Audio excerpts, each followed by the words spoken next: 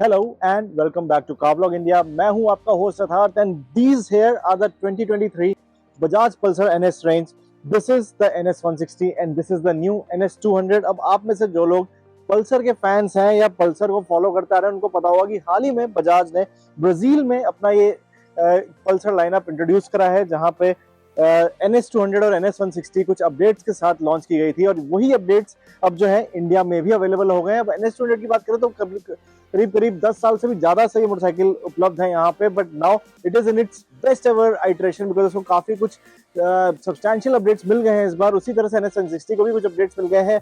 अब ये अपडेट्स कितने कामयाब हुए इन मोटरसाइकिल्स को पहले से बेटर बनाने में, वो हम आपको अपने इस वीडियो में बताएंगे। बट इससे पहले हम आगे बढ़े, मेरी आपसे रिक्वेस्ट है कि अगर आपने अभी तक हमें सब्सक्राइब नहीं किया तो सब्सक्राइब कर लीजिए और बेल आइकन दबाइए हमारे ऐसे वीडियो अपडेट्स सबसे पहले पाने के लिए। तो दोस्तों, बजाज पल्सर NS 160 और बजाज पल्सर NS 200 इन दोनों ही मोटरसाइकिल्स को दो ऐसे बड़े अपडेट्स मिलते हैं जिनकी वजह से इनकी परफॉर्मेंस में काफी इंप्रूवमेंट हो गया है। ये फिलहाल यहाँ पे NS 200 और जैसे कि आप देख सकते हैं इसमें अब आपको मिल गए हैं अपसाइड डाउन फोक्स, यही NS 160 को भी मिले हैं। एंड इसी की वजह से इस मोटरसाइकिल जो हैंडलिंग है वो जो है इंप्रूव हो गई है। ऑल्दो पहले भी ये दोनों ही मोटरसाइकिल्स काफी अच्छी आपको हैंडलिंग प्रोवाइड करती थी, काफी निम्बल थी एंड काफी शार्प स्टीयरिंग थी इनकी, but now with the upside down focus दोनों ही मोटरसाइकिल्स पहले से थोड़ा और ज्यादा शार्प हो गई हैं। हमने इन दोनों मोटरसाइकिल्स को एक गो कार्ट ट्रैक पे चलाया जहां पे काफी टाइट कॉर्नर्स होते हैं और कुछ एकदम यू टर्न भी आए हैं, और तो उस इन स्पाइट ऑफ दो टाइट कॉर्नर्स हर जगह इसको मैनूवर करना बहुत आसान था। एंड उसका श्रेय जाता है इनके इम्प्रूव सस्पेंशन को, and that is mostly because of the upside down focus. तो स्टीयरिंग जो है पहले से शार्प हो गई है।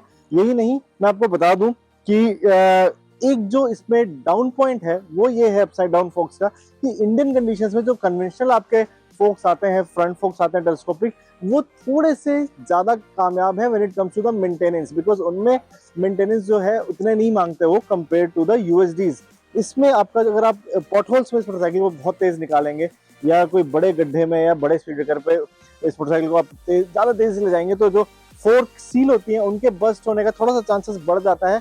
But then on a positive side of things ये मोटरसाइकिल अब चलाने में पहले से भी और ज्यादा शार्प हो गई है। जैसे मैंने आपको बताया, हमने इसको एक बहुत ही टाइट ट्रैक पे चलाया और वहां पे हमने यही पाया कि इसको मैनूवर करना जो है वो बहुत आसान हो गया है। और इसका सीधा मतलब एक ये भी है कि जब आप इन दोनों ही मोटरसाइकिल्स को, चाहे वो NS 160 हो चाहे NS 200 हो, इन दोनों को जब आप ट्रैफिक से निकालेंगे, अगर आप लेन स्प्लिटिंग करते हैं या टाइट स्पेसेस में मोटरसाइकिल मैनूवर करते हैं तो उसमें आपको बहुत आसानी होने वाली है, क्योंकि हैंडलिंग पहले भी अच्छी थी but now it has got a lot more confident. दूसरा जो बड़ा अपडेट है जिसकी वजह से इसकी परफॉर्मेंस जो है वो इंप्रूव हुई है वो है इसके ब्रेक्स। पहले इन मोटरसाइकिल्स में आपको मिलता था सिंगल चैनल एबीएस, यानी कि सिर्फ आगे आपको एबीएस मिलता था, पीछे नहीं। बट अब जो ये 2023 मॉडल्स आए इन दोनों में ही मोटरसाइकिल्स में आपको डुअल चैनल एबीएस मिल गया है, जिसकी वजह से अब जब ब्रेकिंग करते हैं तो स्किडिंग के चांस जो है वो एकदम खत्म हो गए हैं। फिर चाहे अगर आप रेनी कंडीशंस में भी मोटरसाइकिल चला रहे हो, वेट सरफेसेस पे भी चला रहे हो, तो वहां पे ये जो डुअल चैनल एबीएस है ये जरूर काफी आपके काम आने वाला है और इसकी वजह से जो आपकी ओवरऑल जो परफॉर्मेंस है मोटरसाइकिल की वो भी जरूर इंप्रूव होने वाली है। एंड सेफ्टी में तो ऑब्वियसली इंप्रूवमेंट हुआ ही है because of the introduction of dual channel ABS.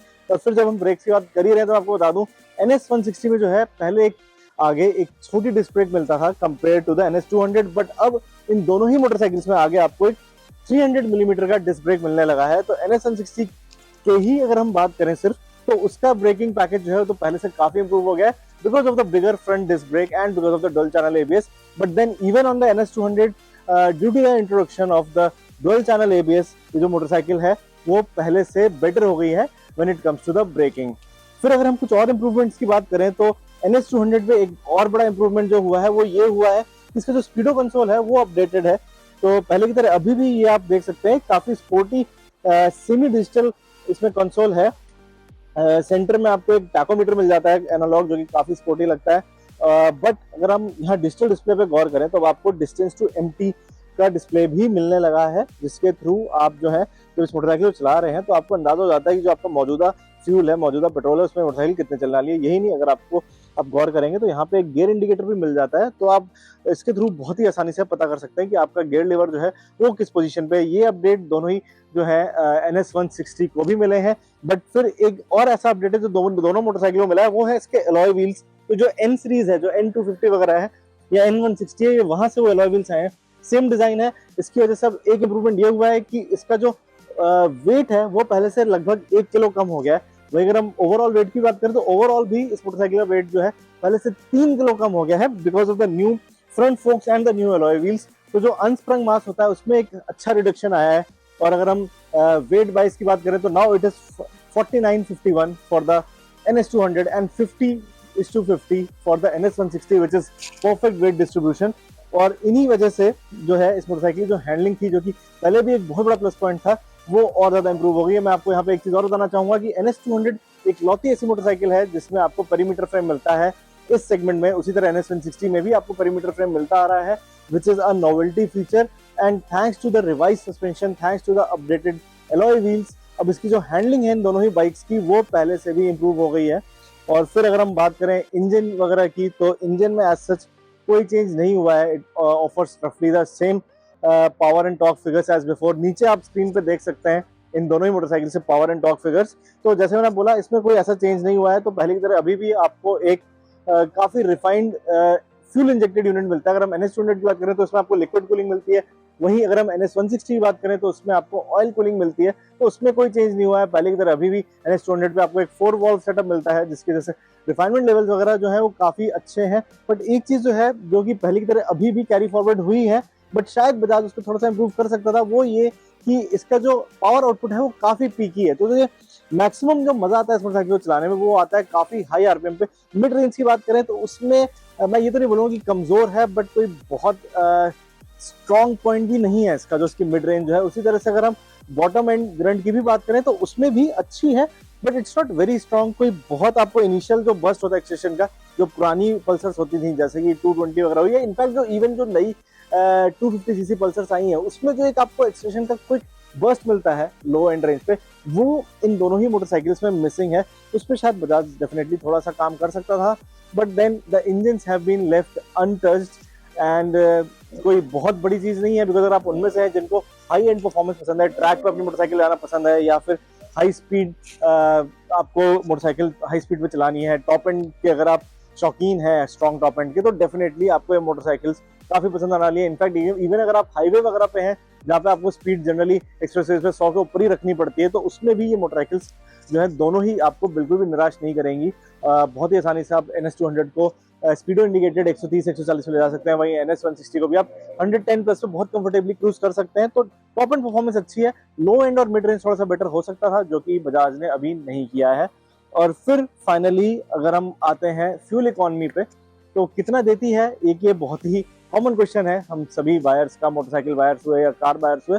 तो अगर हम बात करें पल्सर NS200 की, तो बहुत ही आसानी से ये आपको रोजमर्रा की राइडिंग में 40 से 42 किलोमीटर पर लीटर का एवरेज दे सकती है। अगर आप इसको थोड़ा हार्ड भी चलाएंगे तो 35 के आसपास आपको ये माइलेज दे देगी। वहीं अगर हम बात करें NS160 की, तो ये आपको इजिली 45 किलोमीटर पर लीटर का एवरेज दे सकती है। Even under hard riding it can easily offer you रफली 40 किलोमीटर पर लीटर।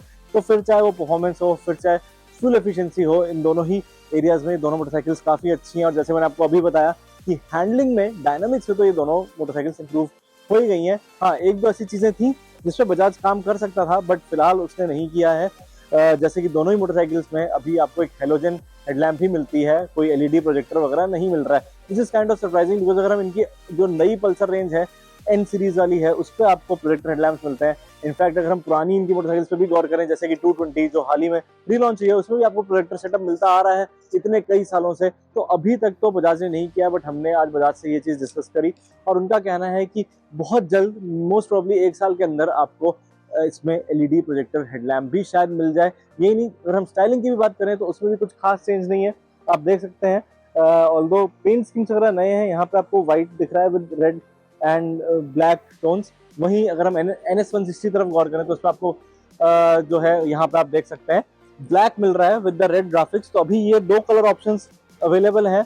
पूरे चांसेस हैं कि आगे चल के इनमें और भी कलर ऑप्शंस आपको अवेलेबल हो, बट ओवरऑल स्टाइलिंग और डिजाइन में कोई चेंज नहीं हुआ है। जैसे मैंने आपको पहले बोला था कि NS200 जो है वो मार्केट में 10 साल से भी ज्यादा टाइम से मौजूद है। तो it's high time now that Bajaj changes the styling package a bit. तो उसकी भी पूरी संभावना है कि वो भी बजाज करने वाला है। फिलहाल दोस्तों, जैसे मैंने आपको बताया कि इन दोनों ही मोटरसाइकिल्स को कुछ चेंजेस मिले हैं, एंड मोस्टली इस चेंजेस का जो इम्पैक्ट आया है वो आया इनकी हैंडलिंग पे। दोनों ही मोटरसाइकिल्स पहले ही बहुत शार्प हैंडलर्स थी and now they have become more fun. So all in all, I feel that both these motorcycles have received a set of highly effective updates. तो दोस्तों अब हम अगर हम बात करें प्राइसेस की, तो जो NS160 है उसका एक शोरूम प्राइस लगभग 1,35,000 है. वहीं जो NS200 है नई, इसका प्राइस लगभग 1,47,000 है. तो बिना किसी बड़े इजाफे के, बिना किसी बड़े प्राइस इंक्रीज के, इन दोनों ही मोटरसाइकिल्स को कुछ अच्छे, कुछ काफी I would say helpful updates मिल गए हैं. एंड ऑल्दो ये दोनों मोटरसाइकिल्स पहले से ही मार्केट में कुछ यूनिक क्वालिटीज के साथ उपलब्ध थी, but now they have become better than more. तो हाँ, एक दो चीजें ऐसी जरूर हैं जो बजाज इंट्रोड्यूस कर सकता था, बट हमने बजाज के सीनियर ऑफिशियल से बात करी है, तो बहुत जल्द वो अपडेट्स भी मोटरसाइकिल को मिल जाएंगे. तो हम इसी के साथ अपने इस वीडियो के अंत पर आ चुके हैं. आपको ये वीडियो कैसा लगा वो आप हमें नीचे कमेंट सेक्शन में बता सकते हैं, और इसी की तरह और वीडियोस के लिए भी आप हमारे साथ जुड़े रहिए. अगर आपने अभी तक सब्सक्राइब नहीं किया तो सब्सक्राइब कर लीजिए. फिलहाल मैं आपका होस्ट आपसे विदा लेता हूँ. मुझे आशा फिर से मिलेंगे कार व्लॉग इंडिया के एक नए वीडियो पे.